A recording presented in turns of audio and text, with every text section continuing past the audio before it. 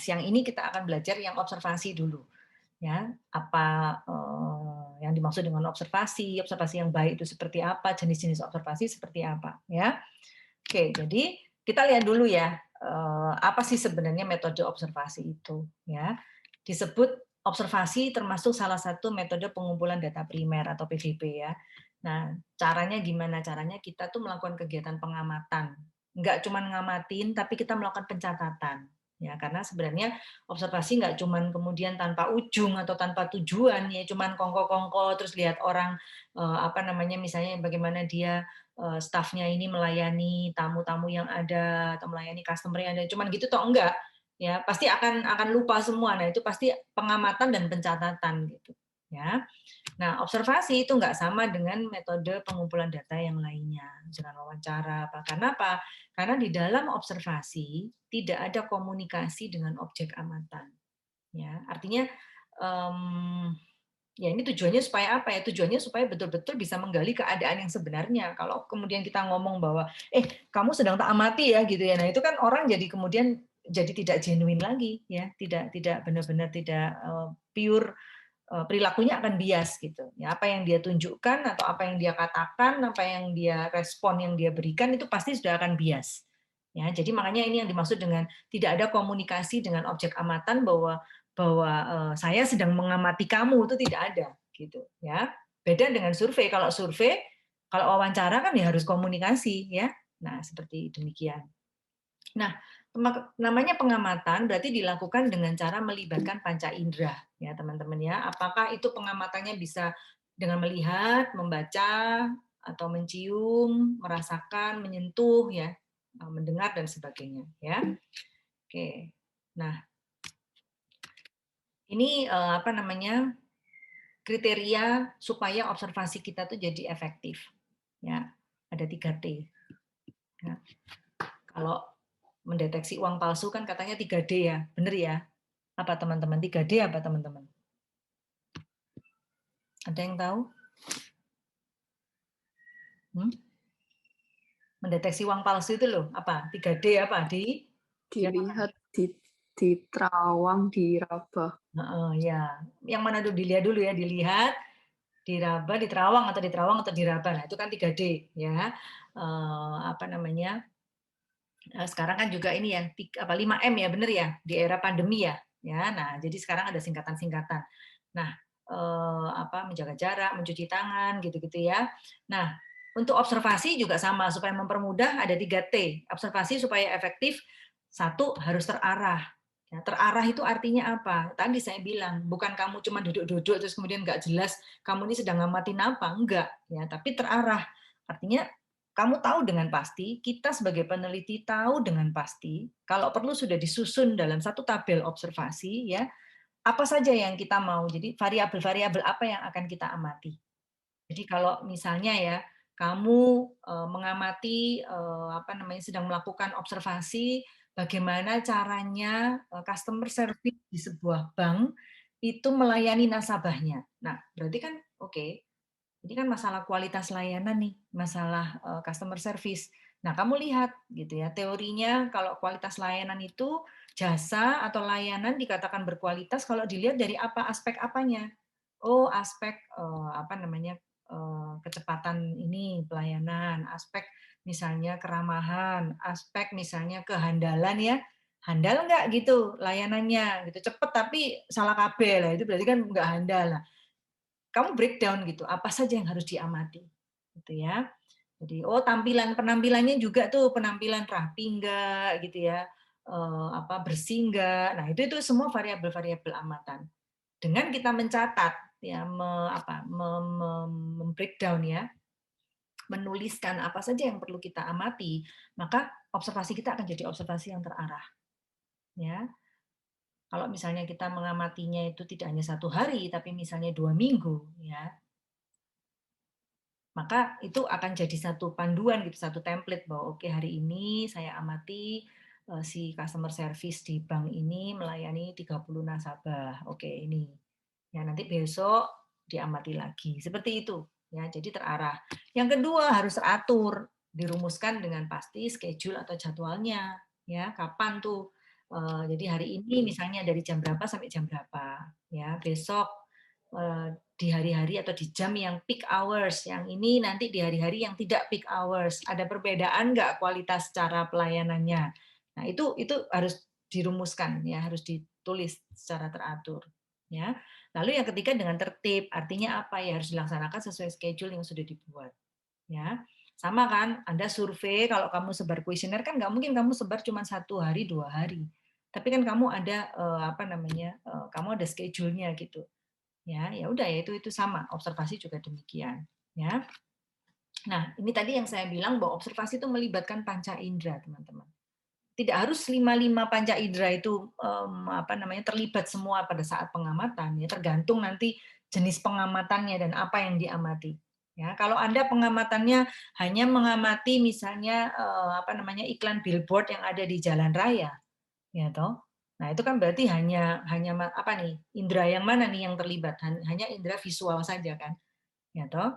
Nah, atau mungkin oh ternyata sekarang papan billboard itu ada yang interaktif loh, Bu. Ada yang pakai audio juga. Oh, berarti ini berarti termasuk tidak hanya watching tapi juga listening gitu ya. What kind apa information yang mereka inikan, dialog apa yang diinikan, beda nggak? Jadi misalnya produk yang sama, merek yang sama, ya toh. Iklan di billboard yang di pinggir jalan sama iklannya dia di radio atau di media yang lain itu sama enggak gitu. Ya.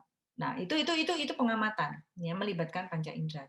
Beda nanti kalau dengan misalnya Anda yang Anda amati itu misalnya adalah bagaimana restoran itu ya menyajikan makanannya ya, lalu aroma dari makanan itu. Nah, maka indera yang akan terlibat di dalam amatan teman-teman ya, itu adalah indera yang misalnya touching atau smelling dan watching tentunya. Ya. Jadi ya kalau makanan malah bisa juga kalau misalnya kamu pesen steak atau apa kan apa nih bunyi kres-kresnya apa makanan tuh masih hot gitu ya.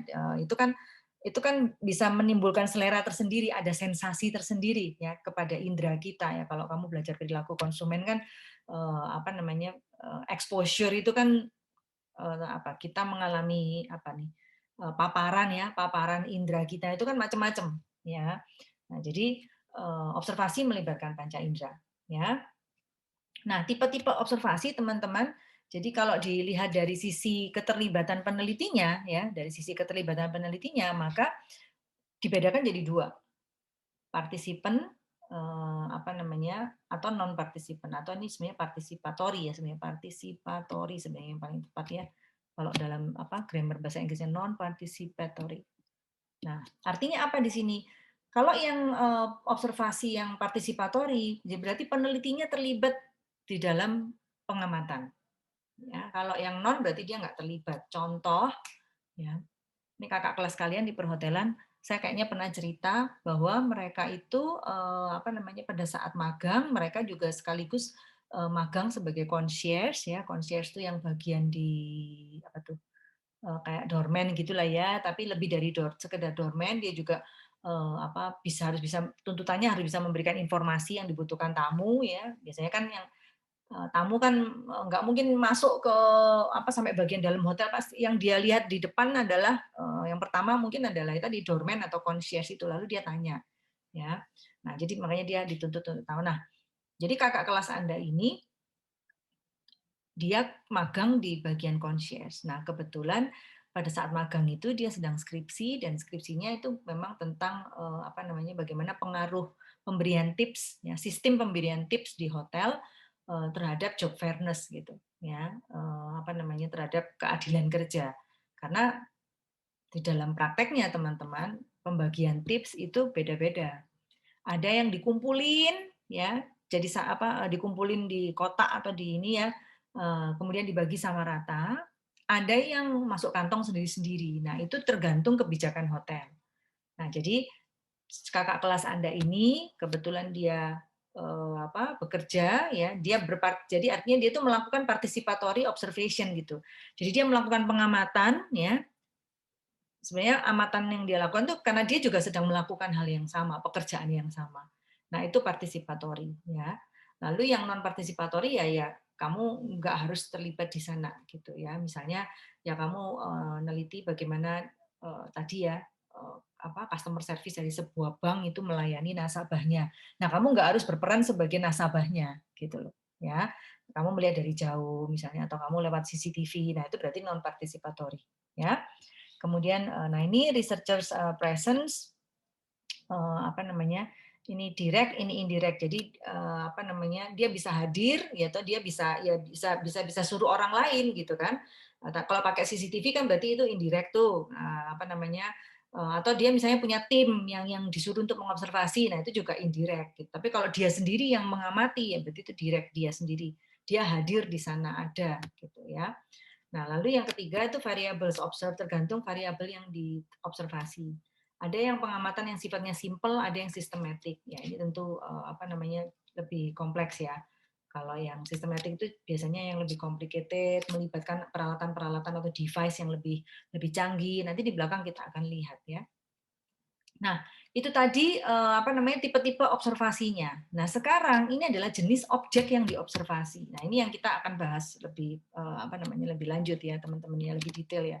Jadi pengamatan itu kan tergantung dari objeknya juga. Apa yang kita akan amati ya. Nah, ini saya minta Anda apa namanya perhatikan baik-baik karena setelah kelas ini nanti saya akan beri tugas tambahan ya. Tugas tambahan ini per individu ya, nggak susah tugas tambahannya. Itu apa namanya template-nya sudah saya upload di Lentera ya. Nah, tugas tambahan ini Anda harus mengamati gitu, Anda harus melakukan pengamatan. Lalu Anda harus laporkan pengamatan Anda itu, paling cuma 1 halaman aja ya, enggak 1 halaman sampai 2 halaman saja setiap orang ya. Kenapa ini saya katakan tugas tambahan? Karena memang betul ini tugas tambahan untuk apa? Untuk menambah nilai saudara gitu ya. Jadi kita apa namanya kalau nanti misalnya nah kadang-kadang ini bisa menjadi penyelamat dalam tanda petik ya, penyelamat untuk Anda mendapatkan apa nilai yang lebih baik daripada kalau nggak ada tugas tambahan gitu ya. Jadi kalau teman-teman apa namanya merasa ya Bu saya pengen deh dapat nilai ini ya untuk cadangan untuk nilai tambahan saya nanti at the end gitu. Ya silakan dikerjakan ya. Jadi ini saya tidak mewajibkan untuk melakukan ya apa namanya the benefit is apa namanya is up to you gitu ya. If you want to take it to take the chance then you do it ya. You complete the assignment. If you don't want to do it, it's okay. Ya, tapi Anda nggak punya nilai cadangan untuk tambahan nanti di akhir. Oke? Okay? Nah, makanya perhatikan baik-baik. Karena tugas yang akan nanti teman-teman kerjakan itu tugas amatan atau tugas observasinya itu terkait dengan objek yang akan teman-teman amati. Ya. Oke, nah bicara objek observasi, itu kita bisa bedakan jadi 2. Ya.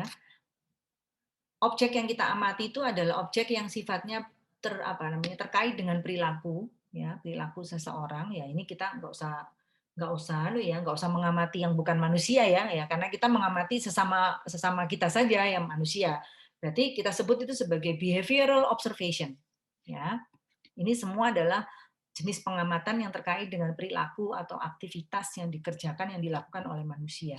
Nah, yang kedua itu adalah objek yang kita amati itu adalah objek yang bukan berupa perilaku, gitu ya.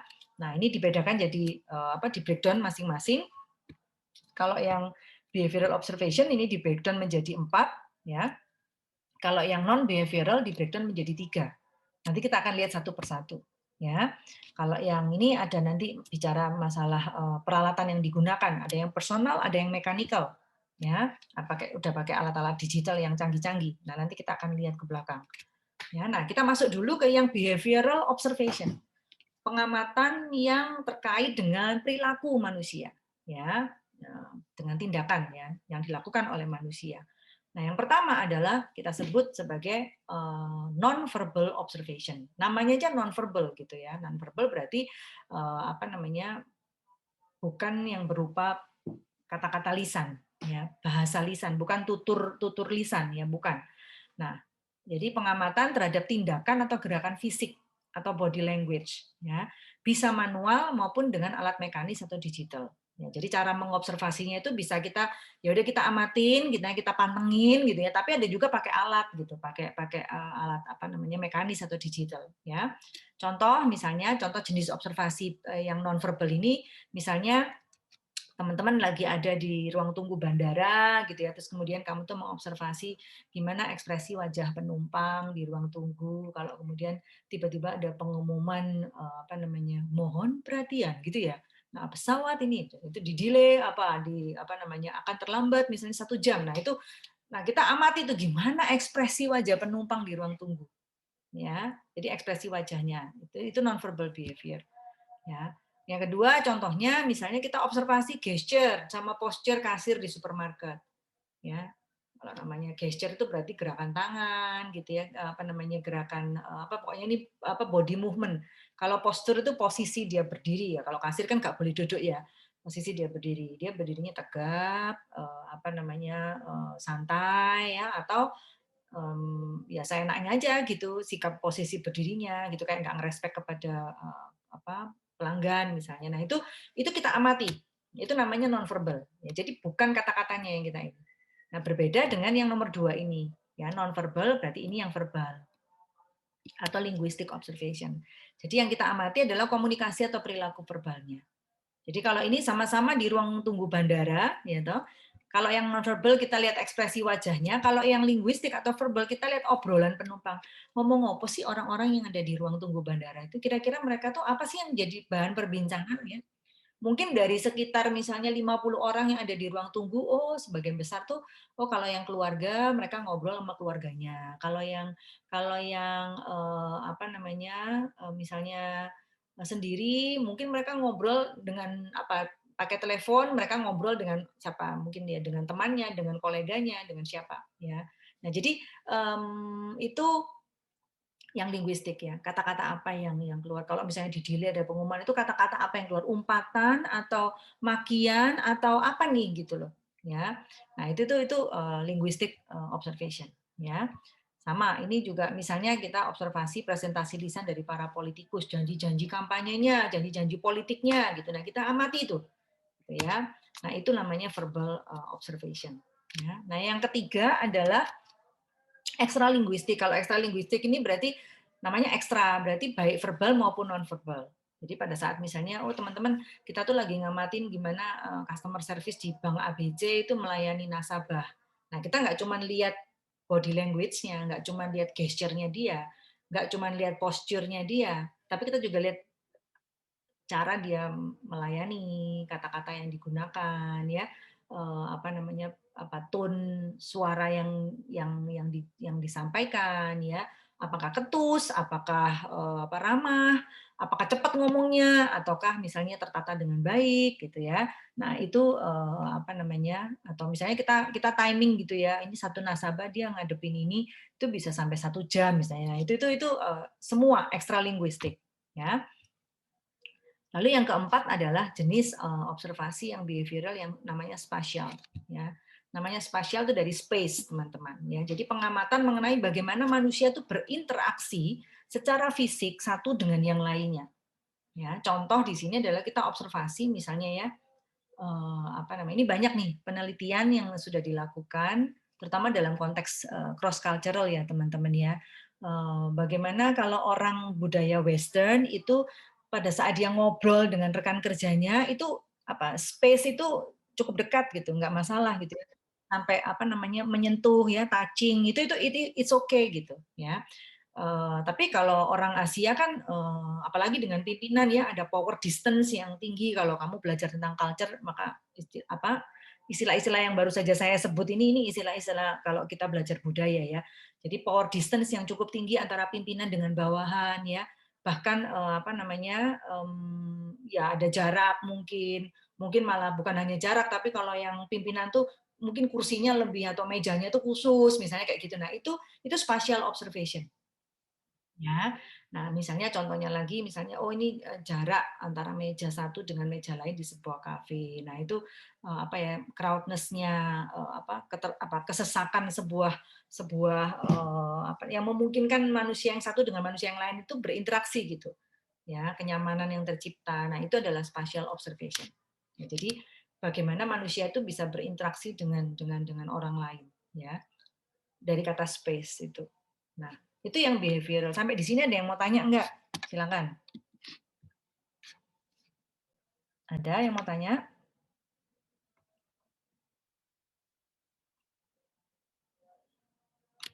Jelas sampai di sini? Ini kalau nggak tanya ini berarti nggak ada yang tanya berarti tidur semua atau bagaimana ini? Bu, tadi saya kok kurang paham yang spatial observation itu bisa Mhm. diulangi nggak ya, Bu? Soalnya saya kok nggak nangkep maksudnya. Oke, oke. Jadi, spatial observation ini itu pengamatan yang me apa, fokusnya itu ke kita pengen tahu bagaimana interaksi yang terjadi ya toh, antara, interaksi fisik yang dimaksud di sini karena space itu, interaksi fisik antara satu manusia dengan orang lain gitu. Jadi antara satu dengan yang lainnya. Ya, di sebuah ruangan, di sebuah tempat, nah seperti itu. Nah, contoh misalnya ya ini saya kasih contoh di situ adalah kita mau mengobservasi misalnya space ya, jarak yang tercipta ya toh, apakah itu jarak secara apa istilahnya itu secara literally jarak ya toh misalnya berapa meter gitu ya. Nah, atau jarak dalam arti, konteksnya konteks jarak relasi gitu loh, ya. Contoh kalau jarak yang real misalnya yang literally yang memang, apa namanya, jarak, contoh misalnya kayak saya tadi kasih, gambaran, orang barat itu kan kalau ngomong gitu, misalnya apa nih, meskipun itu pimpinan, meskipun, apa namanya, dengan bawahannya, itu kan ya karena mereka kolegial ya, karena mereka itu, apa namanya, equal gitu. Jadi mereka nggak menempatkan diri sebagai bos yang harus harus jenjangnya itu harus benar-benar jauh gitu. Nah mereka tuh, kalau ngobrol bahkan ya mungkin nggak cuman bos dengan bawahan ya, dengan teman kerja saja kita bisa deket banget gitu. Benar-benar itu yang, apa ya, nggak ada jarak secara fisik itu deket gitu, biasa gitu. Jadi kita touching, kita menyentuh itu udah biasa gitu, ya. Nah, itu kan akan berbeda ya toh dengan kalau kita mengamati bagaimana misalnya di ruang meeting itu misalnya ini, dalam konteks bisnis ya, ini orang-orang Asia misalnya ya.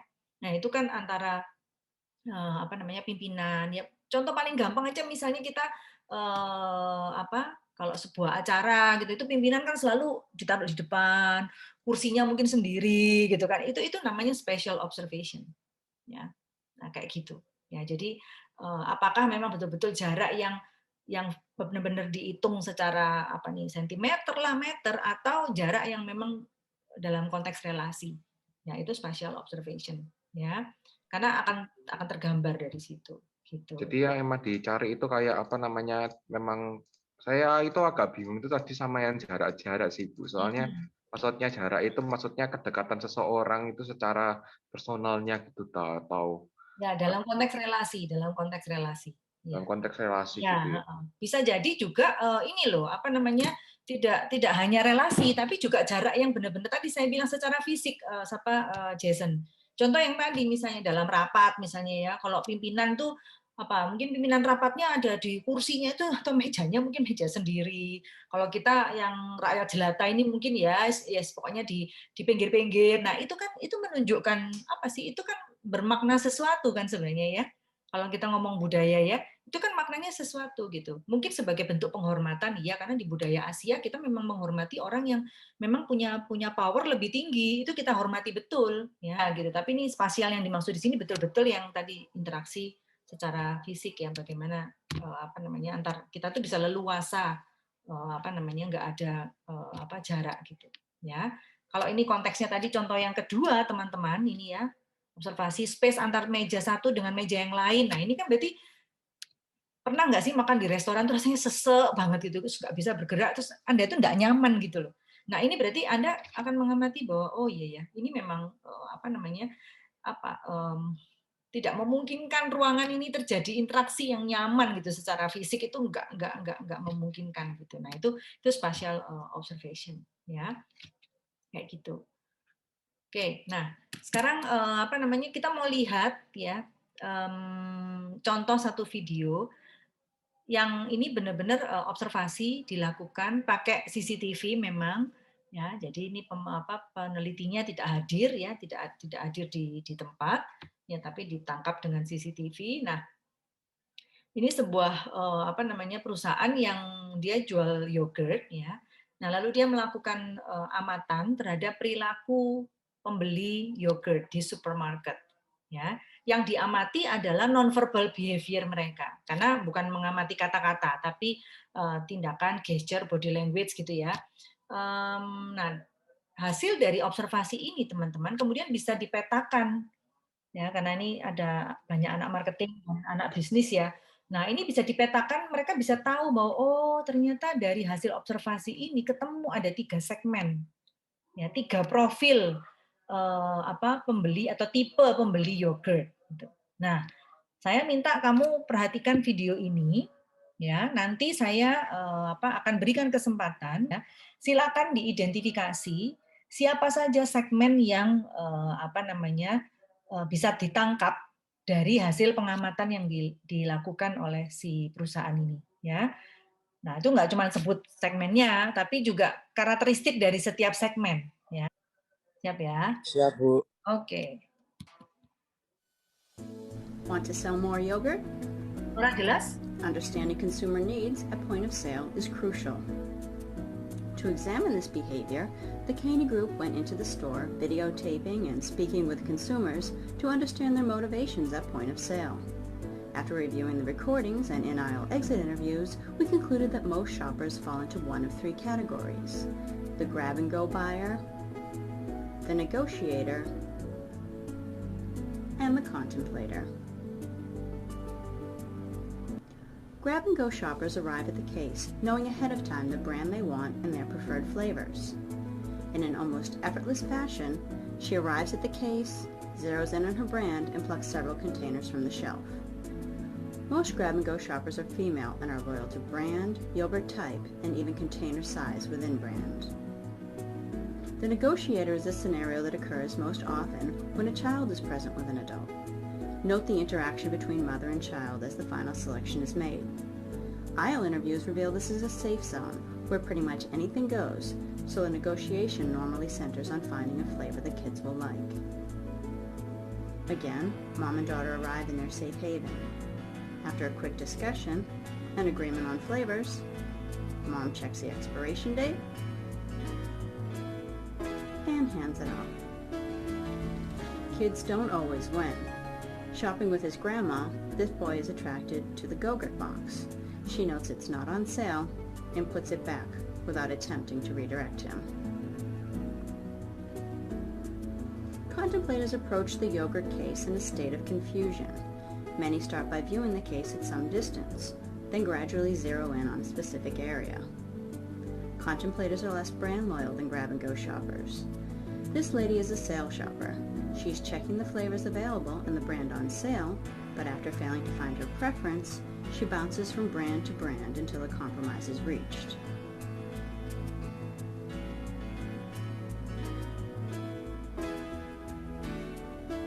Some contemplators are driven by health concerns. Buying yogurt for her daughter, the first choice has too many carbs. She puts it back and grabs a multi-pack with smaller containers having fewer carbs per serving. Men seem to be less comfortable in this category. After making his selection, he continues to look back at the case, as if hoping it will reassure him he got it right. How to sell more yogurt? Considering spoken and unspoken needs identified at POS, the following actions taken by the client yielded a substantial increase in unit sales. The image and font size of flavor labels were enlarged, simplifying selection by grab-and-go shoppers and contemplative shoppers. Carb counts were more prominently featured on the front label of light yogurts to address the needs of the health-oriented contemplative shoppers. Mini packs were redesigned in kid-friendly colors and moved from the lower bin to the first shelf, where youngsters have a clearer line of sight. To find out how your company can benefit. Oke, ya. Nah, teman-teman itu tadi. Ya, siapa? Ayo. Ada berapa segmen dulu? Berapa profil yang bisa diidentifikasi? 3, Bu. 3. Ini Jason ya? Jason Edrico. James, Bu. Oh, James. James Ritchie. James Ritchie ya. Oke. Ritchie, Bu. Ya, James Ritchie. Oke, James. Ya, sebutkan yang pertama dulu berarti. 3 benar ya. Berarti James sebutkan yang pertama dan ciri-cirinya. Grab and go, Bu. Ciri-cirinya apa nih grab and go? Ciri-cirinya tuh perempuan. Mm-hmm. Terus biasanya yang masih muda-muda gitu, Bu. Terus apa lagi? Kenapa dikatakan grab and go, James? Karena dia nyampe langsung, dia udah tahu brandnya mau ngambil brand apa, rasanya rasa apa. Jadi mereka nyampe langsung ngambil, langsung pergi, Bu. Oke. Jadi bahkan tadi dibilang ukuran packagingnya aja udah ya tetap sama ya. Dia biasa yang 500 mililiter ya itu yang diambil gitu kan. Benar ya? Iya, Bu. Benar, Oke. Bu. Jadi ini kalau dalam marketing konsep ini dikatakan kamu membeli habitual shopping ini, habitual purchase ya. Jadi ini udah beli itu jadi kebiasaan. Jadi nggak mikir lagi ya. Makanya disebut grab and go tadi ya. Oke, nah tadi teman-teman di belakang-belakang video yang belakang-belakang tuh disebut strateginya, ya. Nangkep nggak James tadi? Sempat ketangkep nggak strateginya untuk grab and go gimana? Nggak terlalu sih, Bu. Tapi kayak ada yang misalnya kayak brandnya digedein namanya gitu, Bu. Jadi biar dia kelihatan karena kan kalau gede kan karena dia langsung tahu kan apa yang dia tuju kan dia langsung tahu apa yang dia mau ya. Nah, jadi kalau fontnya misalnya di packaging itu dibesarin, nah itu akan lebih memudahkan. Oke, good. Ya, thank you James. Ya, Yuk, Bu. siapa lagi? Saya Mem Yang cowok tadi siapa nih? Jason. Oh, Jason ya. Oke, silakan Jason. Tadi yang cewek siapa? Angel, ma'am. Angel ya. Habis ini Angel ya. Ya, silakan Jason dulu. Jason silakan. Negotiator, Mem. Oke, ininya karakteristiknya? Habitnya mereka pertama biasanya mereka biasanya berdua orang atau bertiga, anak sama orang tua. Setelah itu mereka habitnya itu selalu ada kayak diskusi satu sama lain atau perselisihan kecil untuk memilih suatu brand tersebut. Kayak gitu. Biasanya kalau anak kecil itu menimbang dari packagingnya bagaimana dan rasa, sedangkan orang tua itu dari hal oriented-nya, yang saya tangkap tadi hal oriented dan harga diskonnya atau brandnya juga. Ya, betul. Lebih begitu. Ya. Oke, jadi makanya disebut negotiator karena ada proses negosiasi ya sebelum memutuskan membeli ya. Beda banget sama yang grab and go tadi. Oke, nah contohnya strategi untuk mendekati negotiator ini seperti apa tadi Jason? Ketangkap nggak tadi? Tadi saya nangkepnya cuma satu, Mem. Jadi packagingnya dirubah menjadi lebih kecil, small, dan itu di mode kid friendly. Jadi kid friendly ini dibikin menarik dan flavornya itu langsung kelihatan supaya anak kecil itu langsung tertarik dan ditaruh di shelf yang di mana posisinya itu di bagian tengah, di mana itu sesuai tingginya anak kecil. Betul. Jadi artinya nggak perlu nunduk ya. Jadi langsung ini eyesight-nya itu langsung ini sejajar sama betul sama tingginya anak-anak. Jadi langsung lihat ya. Dan memang teman-teman ada banyak penelitian ya yang teman-teman marketing ini menarik sebenarnya untuk diteliti bagaimana sejauh mana peran children itu dalam pengambilan keputusan pembelian. Ya, ada banyak sekali case-case di mana anak itu menjadi orang yang pihak yang punya peranan krusial dalam pembelian ya. Dan ini tidak hanya untuk produk-produk yang ya ini misalnya yogurt gitu kan pasti anak-anak ya susu misalnya ya makanan atau snack, tapi juga bahkan sekarang ini liburan itu juga menjadi salah satu jenis produk atau jasa atau pengalaman ya yang anak kecil itu punya peranan penting gitu untuk ini ya karena banyak keluarga yang kemudian nyo mau liburan kemana gitu kan gitu, meme mau liburan kemana gitu, nah itu anak-anak loh yang suruh jadi influencernya ya bahkan mungkin decidernya. Nah itu menarik gitu. Jadi betul yang dikatakan Jason tadi konteksnya dalam self ini ya rak itu ya penataan rak itu diusahakan sedemikian rupa. Ya keinginan spending anak itu lebih besar soalnya mereka nggak ada responsibility-nya megang duit menurut saya. Gitu. Nah ya memang ya nantilah kalau kamu merasakan atau kamu sendiri jangan-jangan kalian sendiri merasakan nggak teman-teman kalau sama papa mama kayaknya pengeluaran paling besar itu adalah di kalian deh daripada papa mama ya bener ya. Iya makanya negotiator itu ada gara-gara itu juga. Iya benar sekali ya. Jadi saya pun kalau belanja ke supermarket terutama belanja grocery itu udah yang separuh lebih itu udah yang untuk anak-anak deh pasti untuk snack apalagi di masa pandemi ini teman-teman ya. Saya nggak tahu kalian mungkin udah gede udah bisa jajan sendiri punya uang saku sendiri.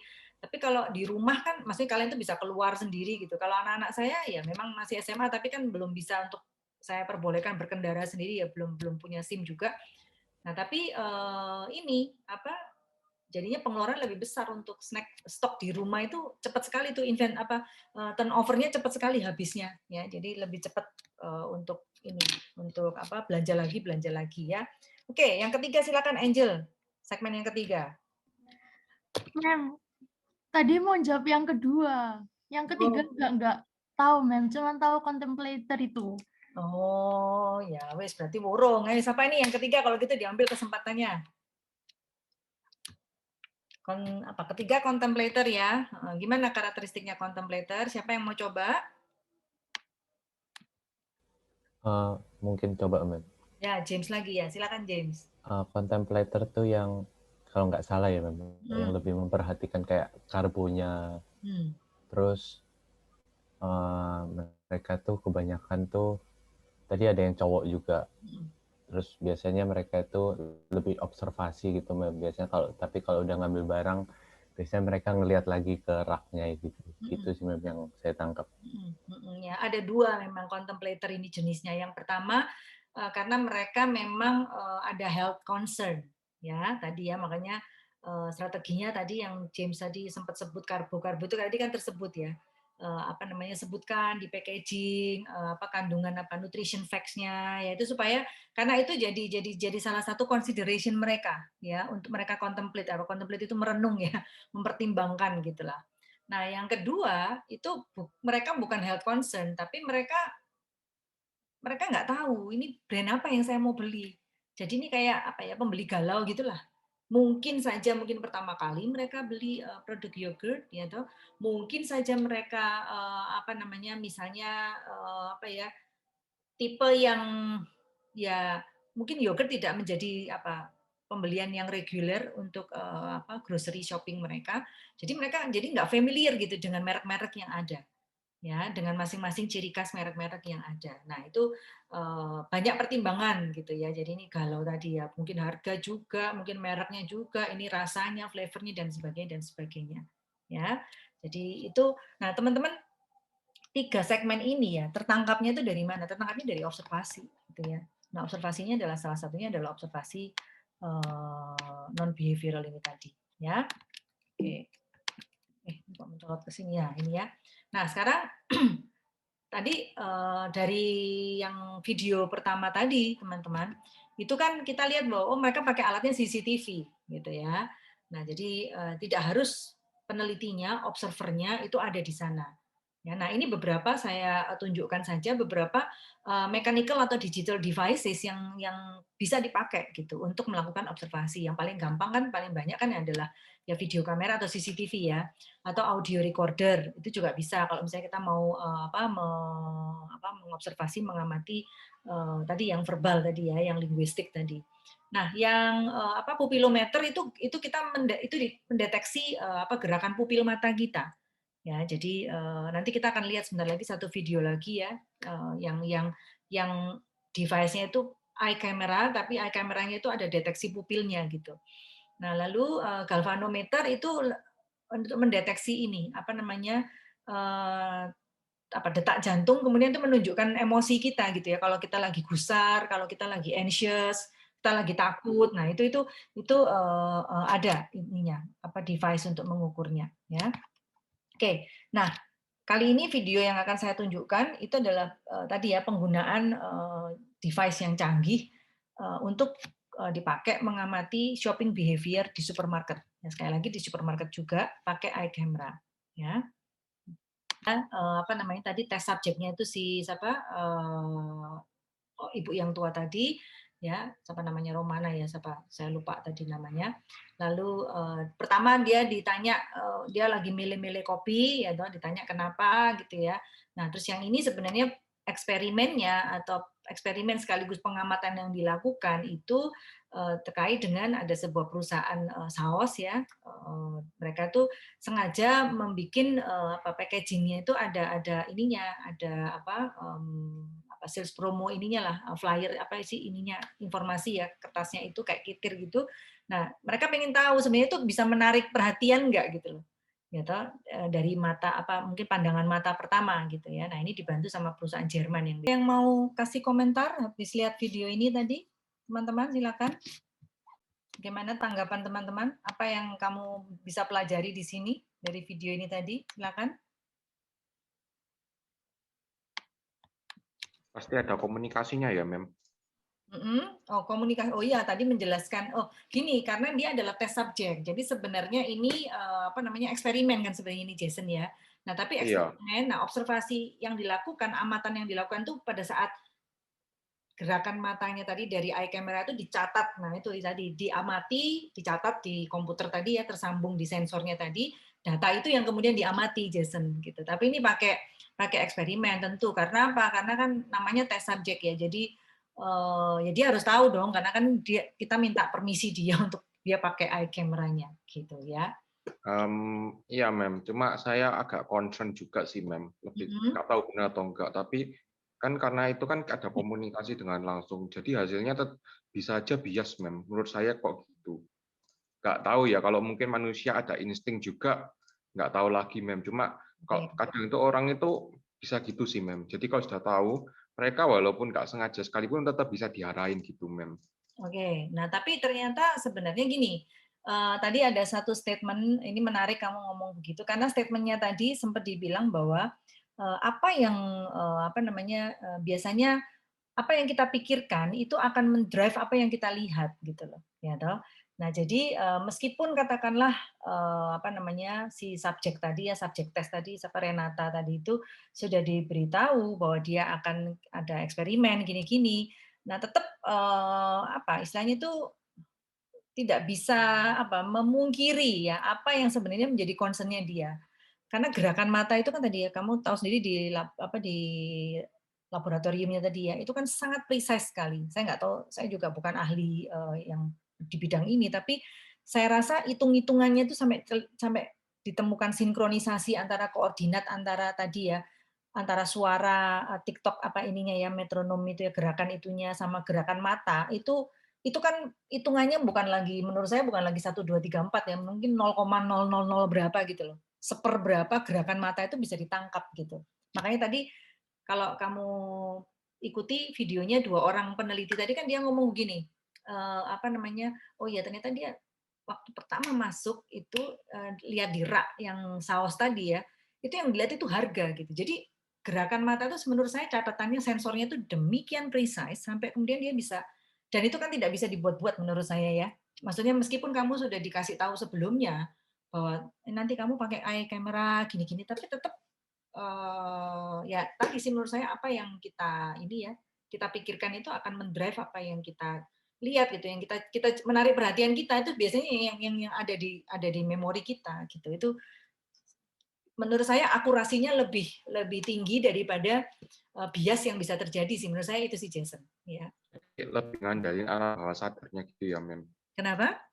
Kayak alam bawah sadar gitu ya.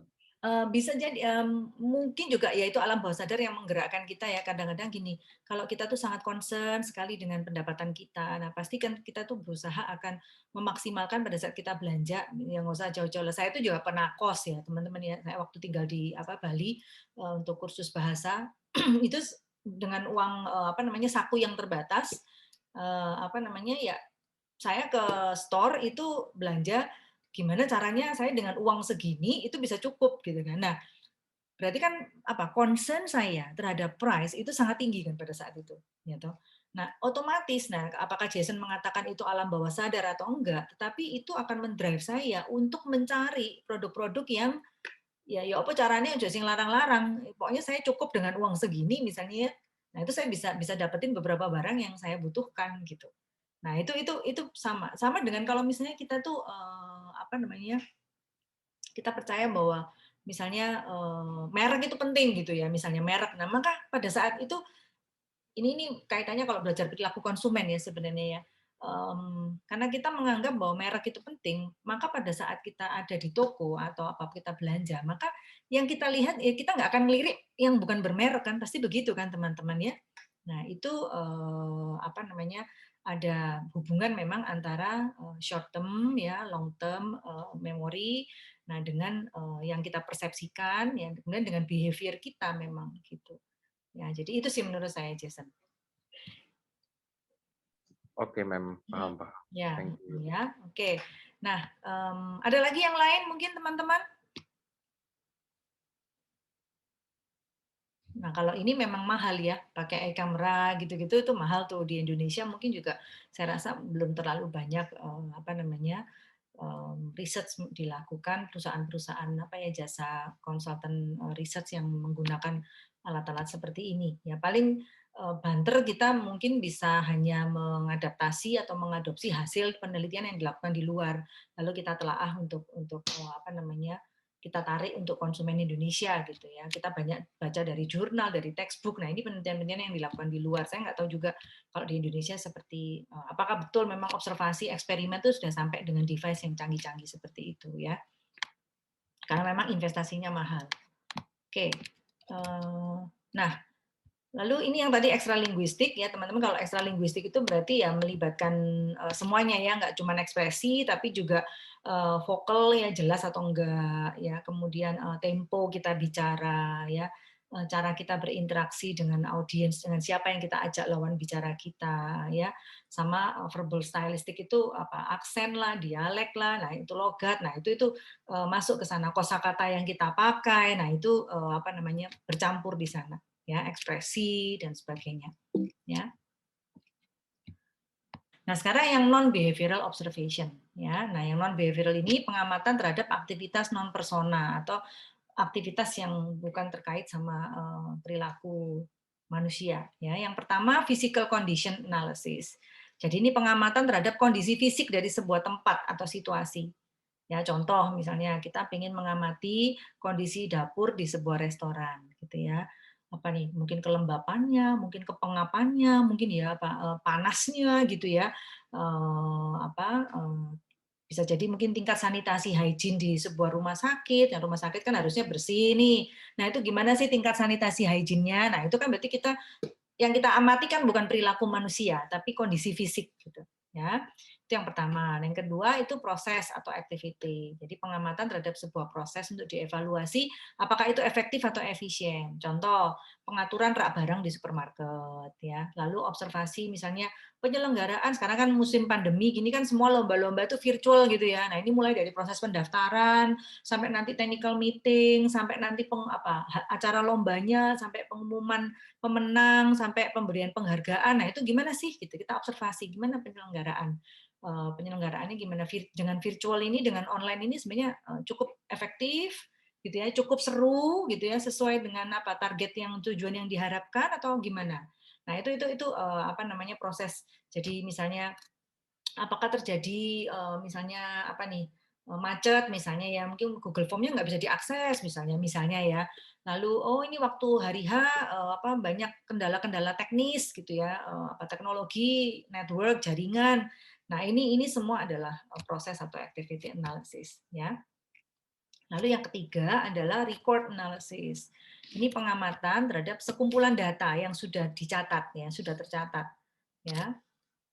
Jadi baik rekaman data saat ini maupun rekaman historis. Nah, contoh misalnya kita mengobservasi iklan lowongan kerja di surat kabar ya.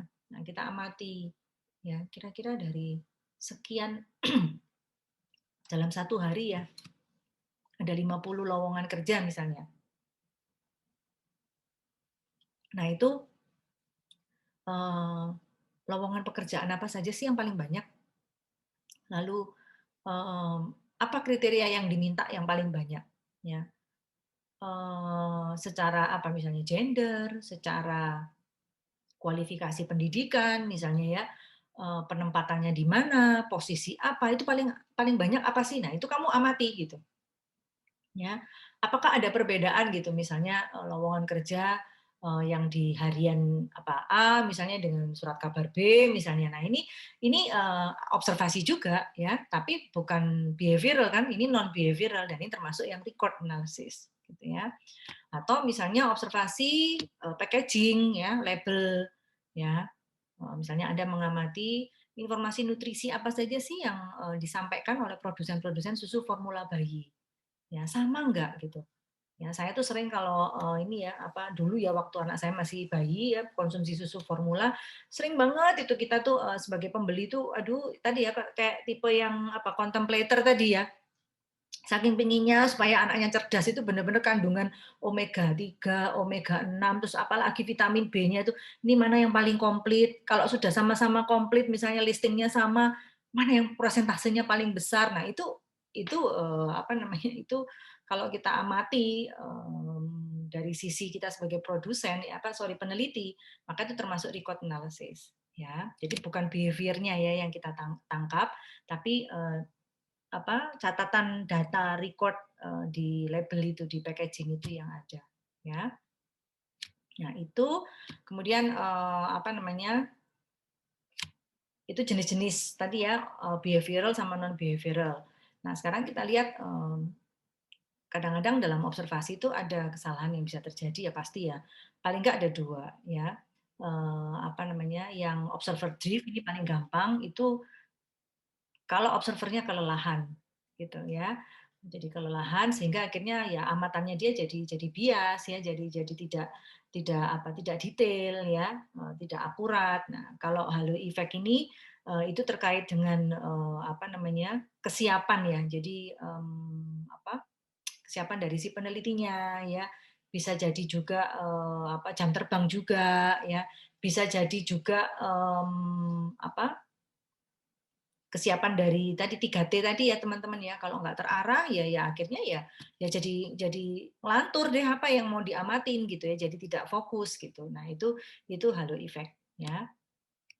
Nah, jadi untuk menutup teman-teman ini kelebihan dan kelemahan observasi kira-kira ya. Yang kelebihannya adalah mengukur perilaku dari objek yang diteliti itu bisa dipotret dengan keadaan yang sebenarnya. Tadi contohnya di awal-awal tadi kalau mau mengukur apakah mahasiswa UK Petra itu semuanya berdoa sebelum makan ya, untuk motret keadaan sebenarnya ya pakai observasi itu akan akurat. Lalu jenis data tertentu hanya bisa diperoleh melalui observasi yang tadi ya.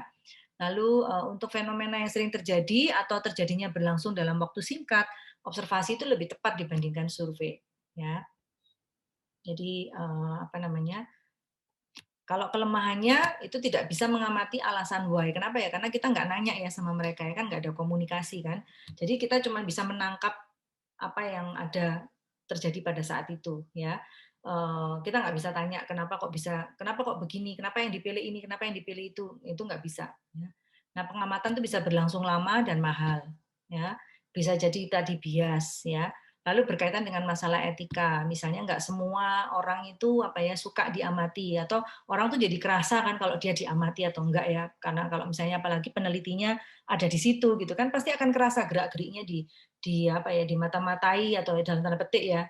Nah, itu kan jadi nggak nyaman gitu ya. Tidak semua orang akan nyaman untuk diobservasi. Makanya kemudian muncul device-device yang tadi CCTV lah. Nah, itu bisa meminimalisir ya. Nah, oke. Sampai di sini ada yang mau nanya enggak? Sebelum saya habis ini ada latihan sedikit buat kalian. Ada? Bu, Ya Vero, silakan. yang tadi halo efek sama satunya apa ya? Ini observer drift. Kalau yang halo efek itu biasanya kurang persiapan ya, biasanya karena mungkin kurang jam terbang ya, kurang persiapan tadi yang 3T tadi, kurang jam terbang itu ya dia belum berpengalaman, jadi ya lain toh kalau observer yang udah pengalaman sama yang belum kan pasti lain ya. Kalau observer drift itu karena kelelahan ya. Oke. Kasih Bu. Ya, oke. Ada lagi? Ya, kalau nggak ada teman-teman, ini silakan ya, saya akan ada latihan beberapa soal ya. Anda tentukan ini jenis objek observasi yang mana.